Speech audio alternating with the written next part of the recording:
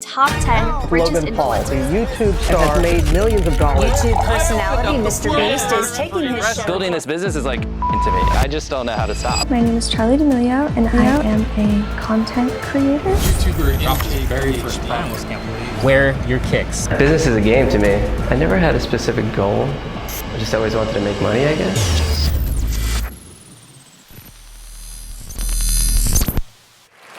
My name is Alex, I'm the COO of Nas Company, and today I'm going to talk to you about how you can build a creator business in 2024. So first of all, why am I standing up here? Why am I qualified to talk to you about this topic? So I've spent the past 3 years here at Nas Company building creator businesses, right? At Nas Company itself, we've built 2 businesses, Nas Academy and Nas.io, but I've also worked with hundreds of creators all around the world, right? And I've spent time also with some of the biggest creators all around the world, talking to them about their business. How do they build products? How do they make money? What are their biggest challenges? And one of the most common things that I've heard over the last 3 years, and you bear with me with this one, they're like, 2020 and 2021 were amazing. I was like, what are you talking about? That was the pandemic. It was horrible. We were all locked inside. Why was it amazing? And they said, it was amazing to start your journey and build your journey as a content creator. Just out of interest, put your hands up if you started making content in 2020 or 2021. Yeah, quite a few of you. Interesting. So what was amazing? Why was it an amazing time to start creating content? It's because we were all locked inside. We were all consuming content. We were all buying digital products. We were all taking courses, but we had nothing else to do. Okay, so as a result of that, over that period and just before, there became a very clear formula of how to build a creator business. You would start a channel, you would create content and grow as many followers as you could. You would engage your followers in the comments section of YouTube, in the community section, on Instagram, on Facebook, and then you would offer them products and they would buy. And the beauty was that that model worked. Creators were making thousands, tens of thousands, and even millions of dollars following this model, building followers, growing followers. Your followers were your business.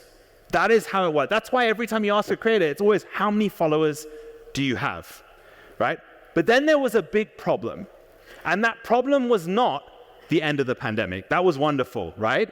The end of the pandemic did mean that people spent less time consuming content, taking online courses. But there was a much bigger problem for creators. And that problem was TikTok, okay? Why was TikTok a problem? It created the short form era.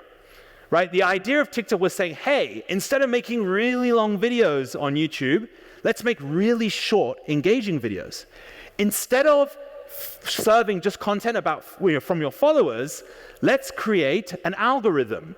And the algorithm will get to know what every consumer likes, how much time they spend on a video, what they scroll away, what they don't like. And so algorithm-based discovery was TikTok's invention. And it changed the game for content creators. Because once TikTok did it, consumers loved it. They were like, it's great. I don't need to think about who to follow. I don't need to search. I now go to the home feed and I scroll. And every time I do that, I get more and more relevant content. And so because of TikTok's success, all the other platforms said, hang on a second, if we're going to stay in this game, we also have to move to the short form era. So you saw the rise of YouTube Shorts, of Instagram Reels, of Facebook Reels, and more. So what was the consequence for all of us as creators? Well, your audience is not caring and paying attention to who they follow. They're paying attention to who is in their home feed. The follower and who follows you matters less, okay? And as a result of that, as a content creator, I can have 1 million followers, 10 million followers, but less than 10% of my followers will actually see the content I create. I don't know about you guys. Have you experienced getting one video that goes super viral? You get 1 million views, and the next video gets 10,000 views. Have you experienced that? Yeah. It's mind-boggling because you're like, I did pretty much the same thing. Why am I not getting the same reach? Okay? And the main message I want to tell you is that because of these changes, we as creators are losing control. And what does that mean in terms of a business? It means that you cannot build a business on followers alone. That old model that I shared that worked so well before just doesn't work, because even if you have all those followers, you cannot reach them. Okay, Alex, that's all doom and gloom. What do I do? So the question now is, in the current world of short form content, how do you build a business today? And this is what I want to talk to you about. I want to talk to you about a new idea that here at Nas Company, we've been spending the last 1 year thinking deeply about. And it's the idea of the community-based business. And you're probably wondering, what is a community-based business, right? Community-based business is the idea of putting people at the center of everything you do, right? If you think about the old model of content creation, it was also about people, right? It was about Facebook groups, it was about the comment section. But because that has changed, the idea of putting people has to be off social media and has to be much more integrated into your entire business. So, if we believe that that may be true, the question is, how do you build a community business?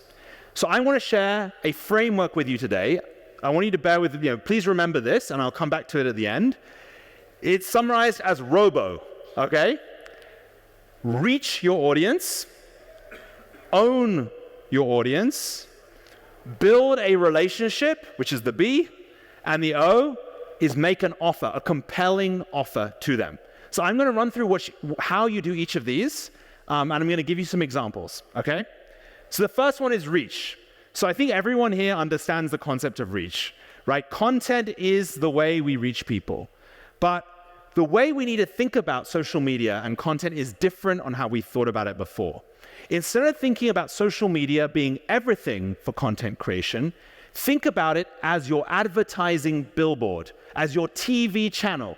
It is a way to reach the world. It is the way for people to discover you, right?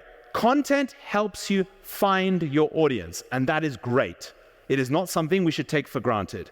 But it's not just social media anymore.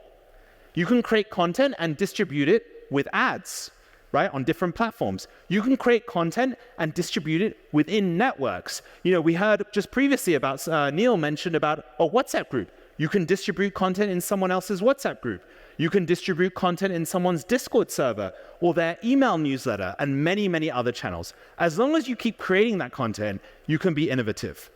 The next thing is ownership, owning your audience.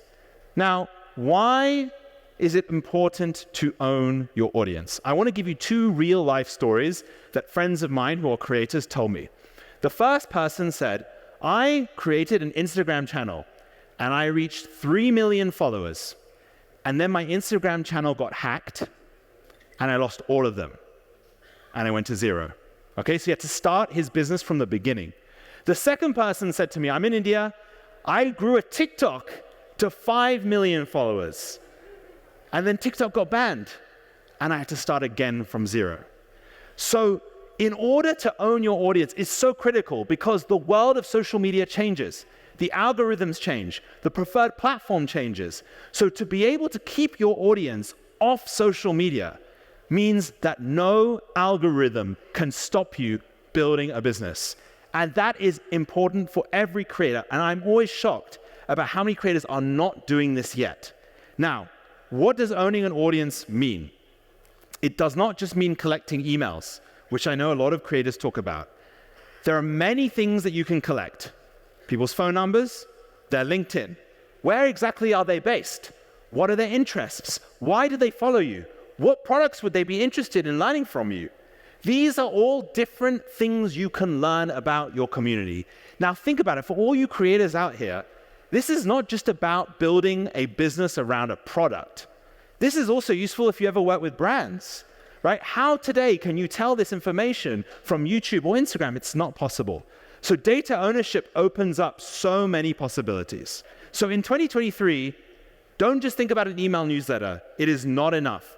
For those in India, I'm sure you experience this. People just don't open emails. right? Email open rates are very low. So you cannot rely on that alone. Okay, so how do you do this? Sounds great in practice. How do you do this? We have found at Nas.io that lead magnets are the best way to do this. Creating products to allow you to capture the data. So I'm going to give you some real life examples. All right, there are two best ways you can do this. The first is events, creating events, both online and offline. And the second way is digital products. Now, I know how you all react. You'll be like, Alex, this is so much work. I'm already creating content. I'm going to show you some examples of how it's not hard work and how it's actually easy to do. Okay, so we heard from Manish just before. So what he wasn't able to go into because of the time is he runs, the way he captures his leads, he runs the same event online every week. Exactly the same event, and then he uses his content to reach different people.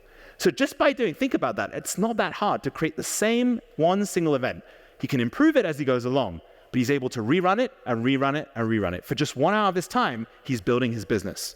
A second example, Satoshi, who's also in the audience, he's a product designer and a YouTuber. And the reason why I wanted to highlight his example of a digital product is because he's a designer and he's like, already in my job, I'm already curating amazing resources of what you need to do as a designer. So why don't I just package this together, all these links that are online, all these products, and just offer it to people because I'm not charging them. But this product alone is really valuable for people who don't have the time to look for it. So Sapta was able to get 1,400 leads just from curating what he already knows. It didn't take him very long, okay? So the main takeaway with lead magnets is do not just think about the really elaborate products, right? To own your audience, you can curate simple things that you already know and package them in a way that are interesting to your audience. The second thing is build. Okay, so you now have reached your audience. You now own the data. Now you need to build a relationship. So in the past, we would build this on social media, but now in the current framework, it's much harder. So why do we need to build a relationship?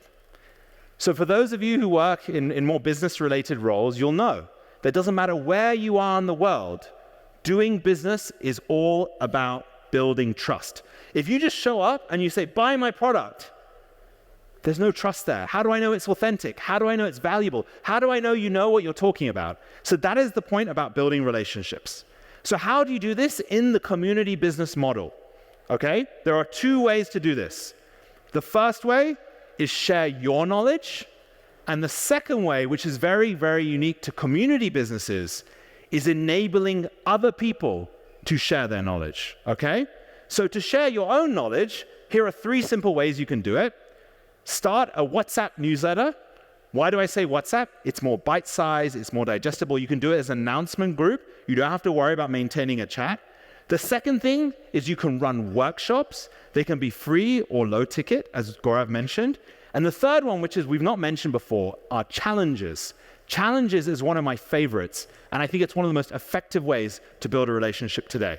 So Gaurav mentioned his workshop, low ticket, 250 rupees, and he's able to upsell from that. That's a simple way to start building a relationship. Seekan, I don't know if you guys know Seekan, Zishan, right? Seekan actually runs a book club community, and he actually started a 21-day challenge, right? Affirmation and habits. So he's building a relationship with these 11,000 people every day for 21 days. Think about the kind of trust you can build by doing something every day for 21 days. And then JC, who you heard earlier, ran a 100-day fitness challenge with Nasir, with part of the Fitter community, and he engaged 50,000 members, 53,000, right, on that. So think about what you can do in 100 days. In terms of newsletters, both email and WhatsApp can work. This is an example, Saurabh from Success Brew. All these people are using Nas.io, just so you know. So what Saurabh does is he says, I'm a marketer. Every week I'm thinking of new ideas. Let me just share 10 ideas for marketing. So imagine you're a marketer, then you keep coming back and saying, what are the new 10 ideas this week? How can I apply them? And then a WhatsApp newsletter. This is Mamoon. He actually creates a WhatsApp newsletter where every week he drops a PDF on stock tips, and he engages 300 people a week doing that. So you can see there are many different ways to build a relationship, but it's about regular, constant communication. Now, in terms of sharing knowledge of others, okay, I want to focus on networking here. So when you have a community-based business, remember, it's all about the people. The people inside the community are incredibly valuable. And when you're part of it, it's not just about connecting with the creator, but getting to know them, right? So here are two examples. Alok is a product designer, UX designer, and he uses his community is all designers. And he's like, there is value, not just them learning from me, but meeting other designers as well. So he's running regular events to bring other designers to meet each other. So that's one way that as more designers join the community in different cities around India, he's providing more value to them. And this one is very unique, and I really like it. So this is actually bringing two types of people together in her community, Ruby. What she says is, I've got people who are looking for jobs, and I've got recruiters who are looking to hire companies. So she has the two different communities of these people, and then she hosts events that bring the two together. So Ruby is great because she gives resources and her own knowledge on how to get a job, but then she's like, I'm using the community to help you actually find a job itself. Okay, so when you build your community, it's not just about selling a product, making money. That's the old way of doing it. The value of your community-based business is all about not just you as the creator, but also the members. And in the long term, that will be more sustainable for you because the members can also fuel all the activity, the interaction, and the value. So we've covered three of the points, right? Reach your audience, own your audience, build relationships. The final part is, wait, what about the money, right? How do we make a compelling offer? And this, by the way, is something that I see too many people get wrong, okay? First of all, I'll say a benefit. Now you've done the other three, you will have interacted with your audience a lot. You will know what they need. So it's not, the old model was like, I'm just gonna guess what product I should build, what course people like, and I'm just gonna launch it. And sometimes it does really well, and other times it fails. Now you're talking to them all the time, and you'll know exactly what they're looking for. So here are some examples. The first option to build a product is a one-off product, okay? Ebooks, events we talked about. Experiences is a new one. I'm seeing a lot of creators build physical experiences, like some travel. I'll show you some examples, seminars and courses. But if you're just building a course and putting it online as a pre-recorded course, you are in trouble in 2024 because you are competing with YouTube, and YouTube is free. So why are people gonna buy your product, right? It's gonna be tough. So you need to build it in a community model with people at the center, as I said before. No matter what you're doing, there is a way to put people at the center. And this is one of the communities that works with us that I really love. His name's Amit, and it's the Nikkis Hacker Club. So he did exactly the model I told you. He, in his own way, used the Robo model. And he built a community of 122,000 people. And then he said, I know that in this community, there are lots of different products they need. So he offers accelerator programs, he offers mentorship programs, he offers ethical hacking, he offers all sorts of hackathons, right? And he is monetizing through all of these, but every product he does has humans, okay? Another example here, 30-day coding, cohort-based courses, live courses, where people get to not only learn from the teachers, but also learn from each other, right? And then this one, you heard about travel, Nas Travels. What are we doing? And this is a great case study for you guys, because I've seen a couple of people in India do this. They're saying, well, with Nas Daily, we are traveling the world and we have access to great people and great experiences. Why don't we now allow other people who are interested in travel to access those experiences? So I think that this is creating a whole new category called access-based products. As a creator, you have access, and then you find a way to package that access and give it to your community, your audience, okay? So when you think about your product, don't think about the LMS. For those of you who build courses, the LMS is like the physical product. How do I submit my assignments? How do I check my completion rates? It doesn't matter anymore, right? It's the interaction with other humans that matters. You should be thinking more about that part of your product, the community part, right? This is what YouTube cannot offer. YouTube cannot give you that real life interaction, okay? The final step, you've built your community-based product, is memberships, right? We talked a bit about charging monthly membership, but I don't want to talk about the charging. I want to talk about what you offer inside, right? So you can offer lots of different things. Exclusive access, right? Unique events that are not available to anyone else. Charge a membership and offer a lot of discounts that make the membership really worthwhile. build a high quality network, but also help other people in the membership build their own businesses so that the money they spend is actually nothing compared to the money they make, okay? We talked about Neil, right? And he's doing that already. But also another one that I really like is one called Industry Club. They are a private membership club for industry insiders. So this is for people in the same industry, and they are finding all the exclusive events. Imagine in Bangalore, finding all the exclusive events in Bangalore and getting access to their community to attend those events. That's almost a money can't buy experience because you can't do that on your own. So think about that in terms of value. That is worth the money for their members. They really actually like that. So in 2024, every creator should be building a recurring revenue business because, as we discussed earlier, if you want to hire a team, right, if you want to build something sustainable, you need to start the month not with $0 or 0 rupees, but knowing how much you're going to earn. And we also need to become less reliant on brands because when the economy changes, as we've all seen this year, right, the first thing that brands need to do is cut back on their marketing spend. So when we control our own destiny, we can build a far bigger, more long-term sustainable business. It is time to diversify. The good news is that people are doing this already, okay? And our mission at Nas.io is to help build the next wave of community-based businesses in India. That is going to happen in 2024. We are going to help you do it, okay? And thank you. The major shifts are already happening. This is not a Nas.io thing. This is happening in the creator economy all across the world, okay? Every community will build a business, whether today or in a few years' time, a community-based business. So what does this mean for you? Okay, I want to leave you with a final thought, which is this. Some of the most successful creators on YouTube started early. Remember that. Because at the beginning of any platform is the time you get the most views, the most exposure, when you're newest to people in the market. So on that note, there is no better time to start than now.